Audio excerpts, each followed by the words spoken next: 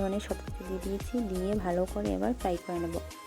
এই যে দেখো মশলাটাকে কিন্তু ভালো করে ফ্রাই করে নিতে হবে, একদম কষিয়ে কষিয়ে।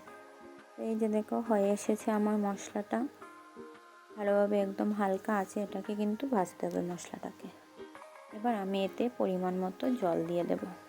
যে দেখো পরিমাণ মতো জল দিয়ে দিয়েছি এর মধ্যে। তারপরে আমি কি করব, এই যে আলুগুলোকেও একটু ঢেলে দেবো ওখানে। এই যে দেখো আলুগুলোকে ঢেলে দিয়েছি, দিয়ে একটু হালকা হাতে নেড়ে দেবো। হালকা হাতে নাড়ানোর পরে তারপরে আমি কি করব, এর মধ্যে ডিমগুলোকেও দিয়ে দেবো। এই যে দেখো ডিমগুলোকে দিয়ে দিয়েছি আমি। এবার দেখো একে একে সব কটা ডিম দিয়ে দিয়েছি, দিয়ে তারপরে কী করবো, আবারও একটু হালকা হাতে নাড়িয়ে একটু ধনেপাতা দিয়ে দিয়েছি। আলু দিয়ে ডিম কারি রেডি।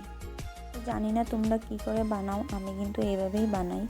আজকের রেসিপিটা তোমাদের কাছে কেমন লাগলো সেটাও জানি না, যদি ভালো লেগে থাকে তাহলে তোমরাও ট্রাই করতে পারো। তো চলো আজকের জন্য টাটা, বাই বাই।